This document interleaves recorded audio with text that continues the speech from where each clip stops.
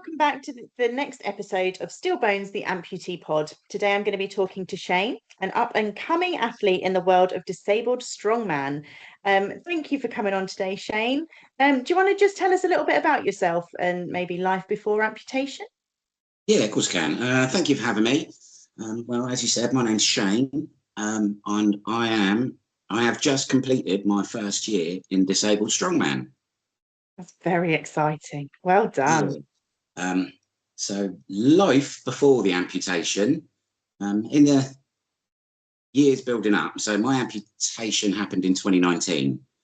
Okay. My missus, who's now my wife, she was doing a nursing degree, which had been a lifelong dream of hers to be a nurse. So she was doing that, and I was working at Euro car parts, selling all car parts to all the garages, and I was on my way there. So our life, we seemed to sort of be getting things in place. So we had the 2 kids, work was going well. At the start of 2019, I also decided then I was going to have a crack at amateur strongman. So I was going to the gym at after o'clock in the morning before work to try and get ready for that. Can imagine. Yeah, while Em was at home studying away like a crazy thing and trying to look after the kids and run the house still. So we were going away for weekends, and things seemed to be looking really on the up. Yeah. Amazing. That's great. So what led to your amputation? Do you mind telling us a bit about that? Yeah, so again, it was the pain really started at the beginning of 2019. So I just finished a really heavy leg press, and as I came off the leg press machine, I felt a bit of a twinge in my knee. Okay. And I put it down to the fact of I was lifting, I think it was 375k for 8 reps, which I'm still quite proud of to this day. Yeah, that's very impressive. Yeah, so there was a bit of a twinge in my knee then. And then as time went on, it kind of progressively was getting worse. So I started skipping leg days. And then as the time went on, as the months went on, I was back and forward to the GP, and everyone in there sort of told me what it wasn't. And I was starting to think to myself, well, I'd rather know what it was. Yeah. I don't care what it's not, but it's really starting to hurt. And it was physically, it was getting twice the size of my other leg. It was visibly swelling up. And to touch, it felt like I'd just come off a sunbed. Wow, my goodness. Okay. Which, looking back, are massive signs as to what it was. But you sort of so blinkered, you don't think it's ever going to happen to you. Yeah. Yeah. So how long was it from, when did you get the diagnosis then? Was that quite quick after all of that? Well, that was in about the February, and then, like I say, it went on for a few months, and then the diagnosis was July. So at the beginning of July, I was turning a very grey colour and unable to walk. And then about halfway through July, I couldn't go into work, so I was phoning up work every day. And so I was bedbound for about 2 weeks. Wow. And that's when my M's, obviously, the 4th year of her nursing degree, was thinking there's something seriously wrong here. So that's when she called 111, and they sent 2 tiny little paramedics around to come and have a look. Right. And then did they get you into hospital? They kind of took one look and So again, I mean, at the time, I think I was about 17 stone. I'd managed to put on quite a bit of weight. And these 2, they were tiny. They couldn't have been no bigger than 5 foot. They were 2 tiny little ladies. Oh, and I'll never forget having to walk. I lived in a 3rd floor flat at the time. Oh my gosh. And the only way for me to get down them stairs was to walk. Yeah. Wow. Every single step I took down them flights of stairs, it genuinely felt like my knee was going to snap. I was in so much pain, but I managed to get down the first flight, and they sort of promised me some morphine and gas and air when I got to got into the ambulance. So that kind of spurred me on to get down. But I mean, I didn't know then that was going to be the last ever time I'd walk down a set of stairs. Yeah. But for that to be my last time, I just remember being in so much pain. And even when I got down the first flight, they had a little seat waiting for me so I could sit down and have a rest. I just remember I was Yeah. I was sobbing like a child. I was Yeah. in absolute agony. I've never felt a pain like that. Wow. So then you got to hospital, I presume, and then what did they say it was in the end? Well, to begin with, the first doctor that saw me, I Mhm. told him about my history of training, and he seemed to think Mm. maybe I'd ruptured a muscle or it had torn off a Okay. bone or something along them lines. So that was sort of the initial diagnosis. And then I was in Portsmouth, Queen Alexandra Hospital, Yeah. and they started doing a few more tests, got a few results back from the blood tests after a few days, and Mhm. started to me, they were acting like they were quite concerned. Okay. So I was like, okay, Okay. right, okay. So what do we do now? So they put me through for X-rays, MRIs, and various other scans and more blood tests. Mhm. And the doctor, it was only a young doctor, when he came around to see me, that's when he gave me the news of you haven't done something to your muscles. You have osteosarcoma, Wow. which at the time, I still remember looking him in the eyes and saying it to his face. I said, well, you may as well be Mm. talking Latin because I've got no idea what that means. Yeah. It was Yeah. when he took a pause. I remember him looking at me in my eyes and he said, you've got bone cancer on your knee. Yeah. And that, I My remember that goodness. felt like being hit by a train. I can imagine. And after so long and all the appointments and going back to your GP and everything, pushing for the help to Yeah. finally find out. Yeah. Must have been huge. And then I suppose it all kind of was quite quick after that to the amputation. Yeah. So another thing I remember is the doctor asked if I wanted to tell my M's or Mhm. did I want him to? Yeah. And I was still trying to wrap my head around what had happened. And at the Yeah. time, my M's was at my boy's final nativity at junior school. Oh gosh. So he phoned her just before they went in. So she had to Oh sit there my and try and put on a goodness. brave face while my boy was Wow. doing his Yeah. nativity. And I remember the doctor coming back and saying to me that was the hardest phone call of his career. Oh my goodness me. Yeah. Wow. And what a moment for her as well to not be able to then come and be with you and kind of, have that support together. Yeah. Yeah. Wow. Yeah. My goodness. That's huge, isn't it? It's huge news to receive. So it goes to the amputation. How did you feel after the operation in those early days? How were you feeling in hospital? It was very confusing because we in our heads we had a path of where we were going. Yeah.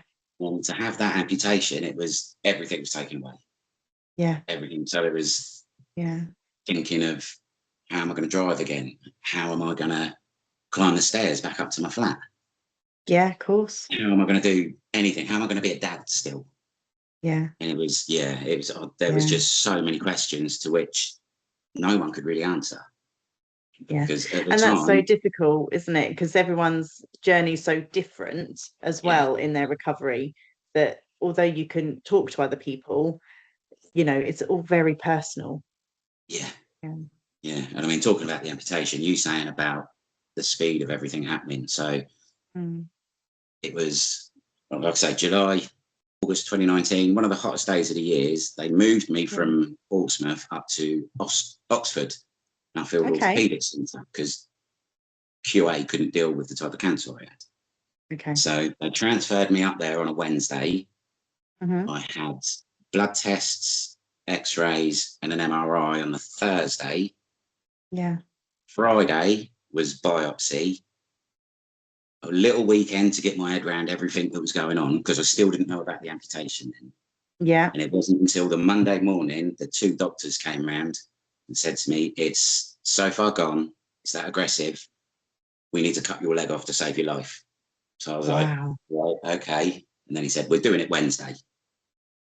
Oh my goodness. Yeah. So it was like it's less than a week, really. Yeah, I had A week's worth of yeah. two Oh days to get my my head around the goodness, fact that they Shane. were going to cut my leg off. Wow. I mean, that's huge. And it is such a huge life-changing thing. Of course it is. Um, and it brings up all kinds of emotions. So what sort of challenges emotionally do you think in those days and the days soon after your amputation have you faced? the hardest one for me was my kids. How am I still gonna be a dad? Yeah. Playing tag and pushing them on the swings, and just the simple things that you take for granted. To me at the time, it felt like they'd all been taken away. Yeah. Yeah. So what do you think was a turning point then in that kind of thought? What is in the positive way of? Yeah. So where were you when you thought, actually, this isn't completely the end of the world? That was probably quite a few months on, because again, going back to when I was in Oxford, the discharge nurse found out that I lived in a 3rd floor flat. Yeah. Came to see me and said, "We can't discharge you. We're going to have to class you as homeless." Wow. Yeah. That just So adds an within extra the level space of of a stress week, that you don't need, doesn't it? My within the space goodness. of a week, I've been told I've got cancer. They cut my leg off, and I was now Yeah. homeless. Wow. My goodness. Yeah. What do you do with that, Shane? That's a lot of information to process in a really short amount of time. Yeah, I think at the time, I was genuinely living day by day. Yeah. Just wake up in the morning and tackle that day as it comes. Yeah. Wake up the next day and do exactly the same. Yeah. It was Day hard. by day. Yeah. Absolutely. So it was a few months later that you started to think, oh, actually, no, we might be all right. It'll be Yeah. okay. So Yeah. a few months after that, I was transferred to Southampton Hospital. I had a few months there, and it was when the occupational therapists and stuff managed to find us a house. Brilliant. I got my appointment to get the casting for my leg done, and it all sort of happened around November. Okay. So I've been in hospital for quite a few months. Yeah. Which again, I could talk about that bit for days. I mean, that was basically 6 months on a cancer ward. Oh gosh, Shane. Which that It's a hurt. lot to deal with, isn't it? Yeah, sort of speaking to a chap one night before, wake up in the Yeah. morning, see his bed empty, and Oh, you knew it gosh. was a kid because he didn't go home. Yeah. Yeah. That Gosh, does something to you. that's really difficult. So when you're in that and you're recovering, what kept you strong? What kept you going? I know you said day by day, but what was it that you held on to? I mean, I'm so thankful for the support network I had around me. There were friends that you sort of think aren't going to step up to the mark, and they were the first ones there. And Wow. family and my M's and all Yeah. sorts. I mean, the first time one of my cousins came to see me, so it's been a bit of a standing joke because I'm ex-Navy. Okay. I'm sort of the odd one out. All of my cousins are Army. So you can Okay. imagine the sort of Yeah. relationship we've all got. I remember lying in hospital and my cousin Ray came to see me and he seemed really concerned. He's like, "You're our cousin." I was like, "Yeah, yeah, yeah. Glad you've come up. Glad you've come to see me." And he leant down to my ear really nicely, gave me a cuddle, and he went, "I know exactly what to get you for Christmas." So I sort of looked around and went, "What's that?" He went, "Pair of socks. I can give you one this year and one next year." No. And it was just little bits like that. And then I was like, right, Yeah. okay. So Yeah, yeah, that's where we I are. can't lie here and feel sorry for myself. Yeah. Yeah. But The yeah, the support is support everything, isn't it? yeah, The the support support that you get is around me was yeah. phenomenal. Yeah, amazing. So you were saying about it was around the November and you got your prosthetic appointment through and things. So how did you find that process of learning to walk with a prosthetic? Again, it would have been a lot easier. So I got my casting done in November. I'm pretty sure I got my leg just before Christmas 2020. Okay. So they were quite keen to get me walking as quick as possible. So I Yeah. was over the enablement centre, and I'm pretty sure that they were getting me down like 3 times a week.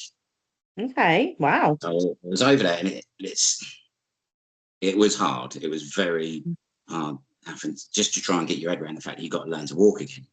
When I Yeah. was 41 years old, and it was like, this doesn't feel right. And it was Yeah. learning to trust the prosthetic. Yeah. So Yeah, that's huge. where it was such an intense sort of program, I want to say they had me on, it Yeah. seemed to be going quite well. But then obviously March 2020 came along and the whole world stopped for a year. Yeah. That put a put a stop on a lot of things, didn't it? Yeah, so I had to crazy kind of time. just So did those struggle on as appointments best I all could. stop? Yeah, Yeah. And so you were just left to kind of muddle through yourself. yeah, pretty much. And again, Yeah. because I was classed as clinically extremely vulnerable, because Hmm. I had my last chemo of the February 2020, Okay. the enablement centre pretty much told me point blank, "You're not coming over Yeah. Yeah. here. We can't run the risk." So, Yeah. I God. mean, I wanted to do it still, but looking back, I can see why they didn't want me to, Yeah. because I was making progress at the time. So, Yeah. yeah, so that was hard. And then having to go through COVID, learning to walk. And then by the time COVID finished, Hmm. other amputees will be aware of this. So, I call mine Trevor because I don't like calling it Stump.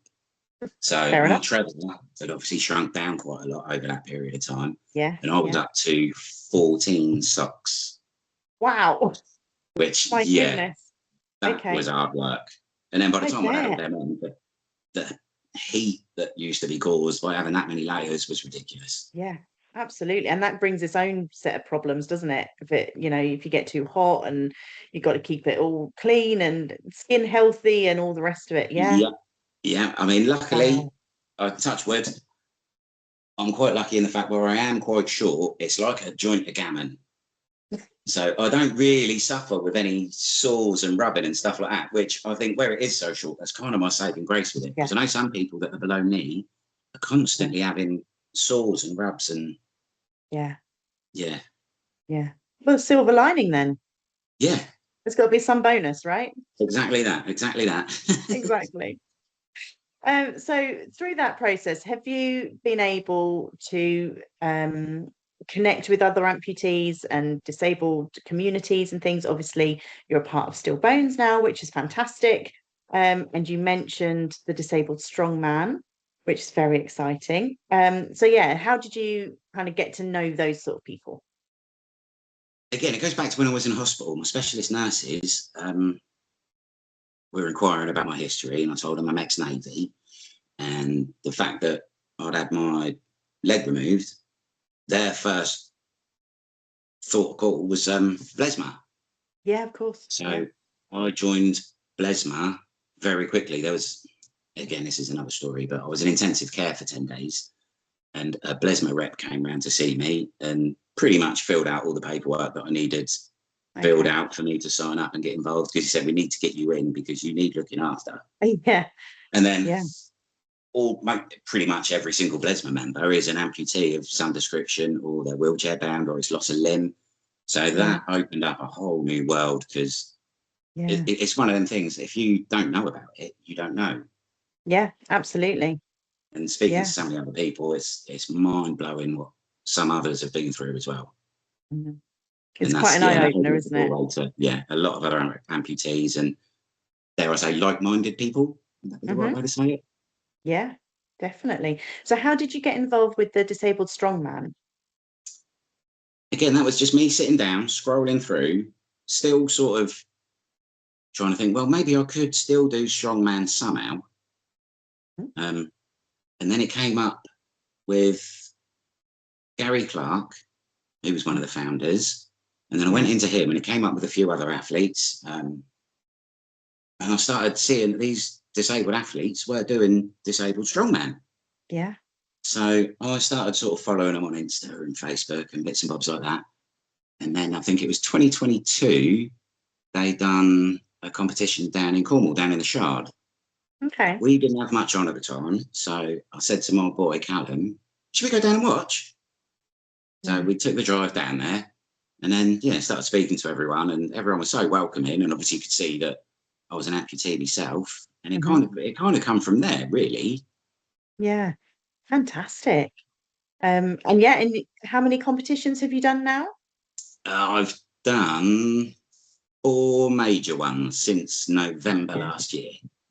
amazing. 4 big ones, Absolutely which, amazing. Yeah, yeah, and that's the really whole good. community, of everybody is so friendly. Although when you're out on the platforms, you know you're competing against each other, but when you're still at the sidelines, you're still egging each other on and shouting each other Yeah, on to try and push that a yeah, little bit more. absolutely. Well, I know we met because I came to the one last oh gosh, when was it? September in Yeah, London. yeah, Um, so I came down to watch that with Colin, and Paul came with us.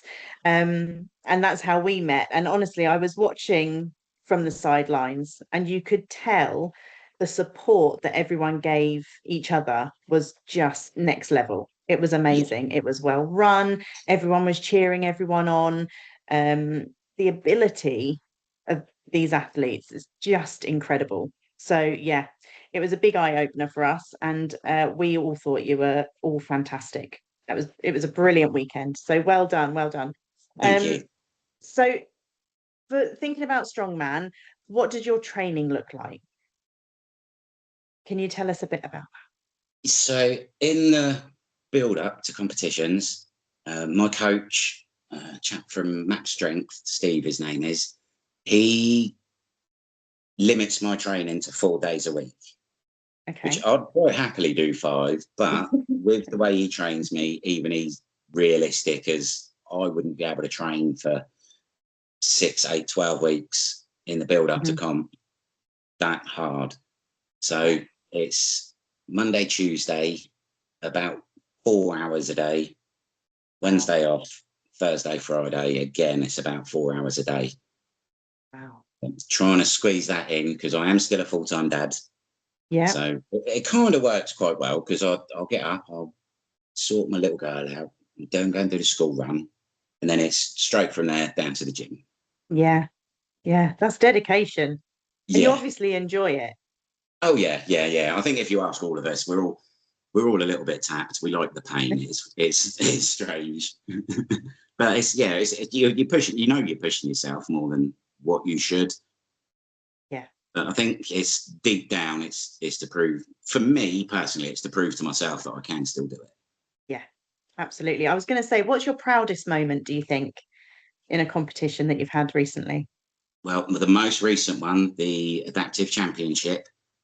One of the things out of all of the competitions I've always struggled with, deadlift I find quite challenging. But I can on a good day maybe do a few. Okay. But the hardest one I find are the Atlas stones.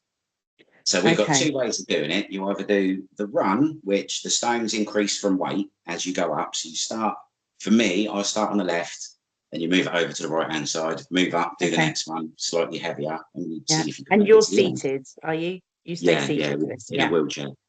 Yeah. So when we do it for reps, that's when I start thinking, oh, how's this going to work? Because again, I've sort of discovered I can go from left to right, but where I do it without my leg on, trying to Yeah. get it from the right side back across to the left, I have had all sorts of problems with. Oh my So goodness. at my most recent competition, I mean, everyone can see how happy I was. I got 5 reps. Well It went both done. ways twice, and I was just buzzing. Well, I didn't podium, but to me, that was more important than. Yeah. Yeah. That's incredible. It's kind of like a little competition with yourself, isn't it? Oh Just, god, yeah, yeah, yeah, can I yeah, do better than the last time? Yeah. yeah. That's amazing. And how heavy was that Atlas stone? That was 100 kilograms. 100 kilograms. That's 100. incredible. Yeah. And I know this is for, obviously, we're recording this for our podcast, so not everyone will see the video, but I have to let everyone know you have sitting here with the biggest smile on your face while you're talking about it. Thank you. You are Yeah, I'm you so look proud of. so proud of it. And Yeah. quite rightly too. Like that's just amazing. Well done. Congratulations. Thank you. So is there anything upcoming? What's the next thing? Or goals that you're working towards, anything like that? Well, one of the other athletes is having another competition, only a 1 day one in December, Okay. um, Okay.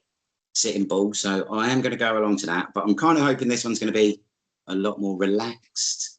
So it'll be interesting to see sort of how I perform in that environment rather than because I think I'm still conscious of it. It's still my first year and there's Hmm. still a lot of nerves and bits like that. So it'd be interesting to Yeah. see the difference it makes when it's a bit more of a relaxed atmosphere. Yeah. But Absolutely. plans moving forward for next year, I'd like to podium a little bit more, but Yeah. looking at the other athletes, I know what I've got to do to get there. And Hmm. I've got to push hard. I know I have to Yeah. try and catch up because I am still the newbie. Yeah. Well, that's it. It's not, if you're that early on in it, but you're still a year, still kind of figuring it out as you go Yeah, along as well.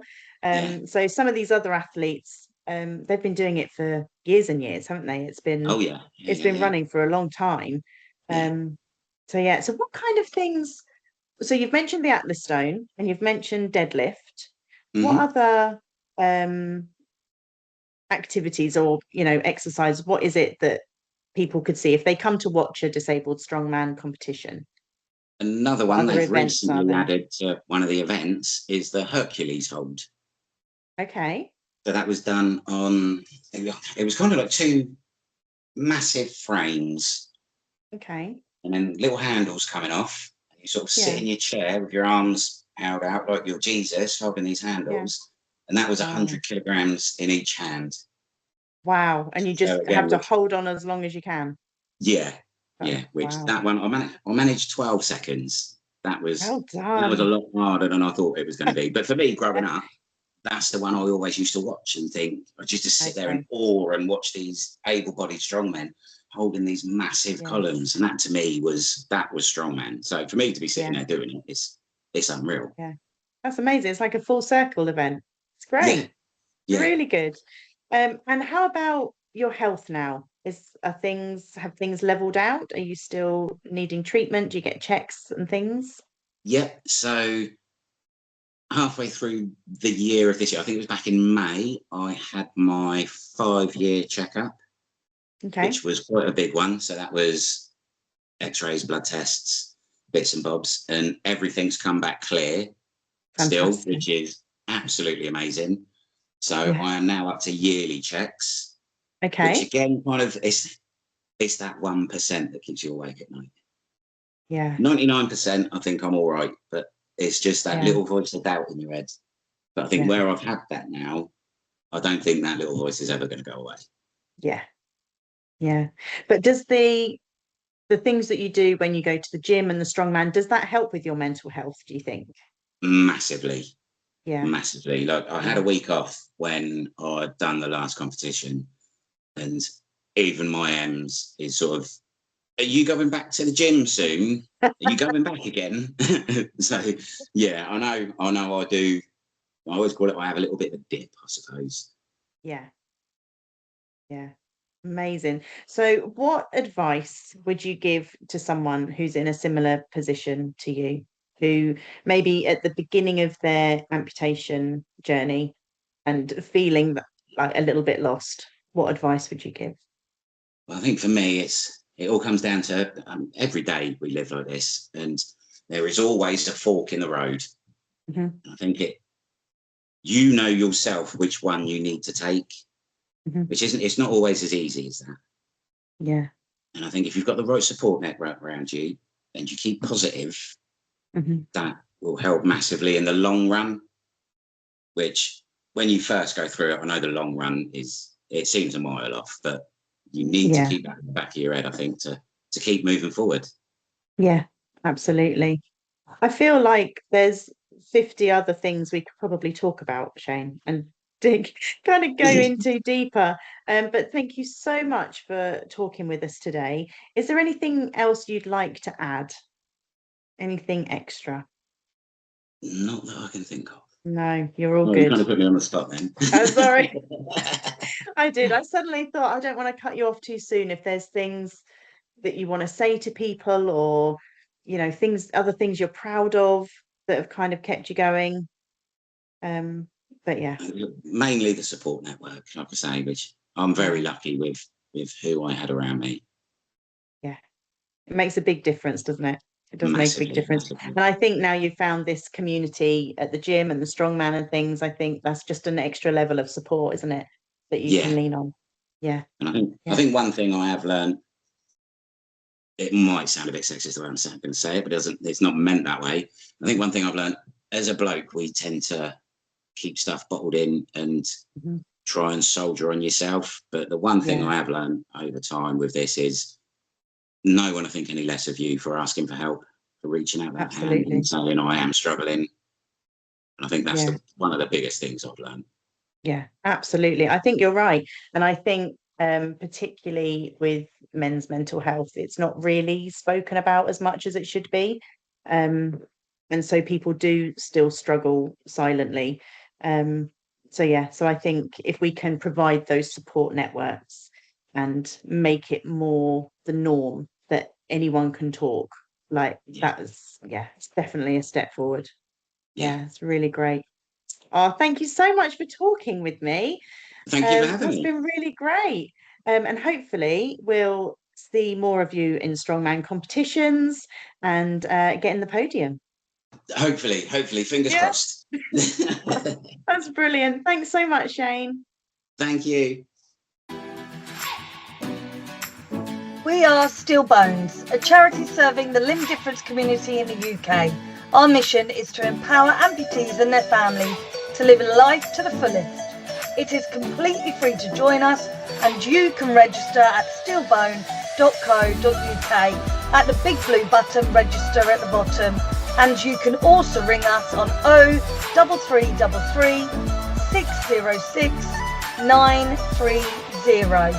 We hope you enjoy listening to the podcast today, and we look forward to speaking to you soon.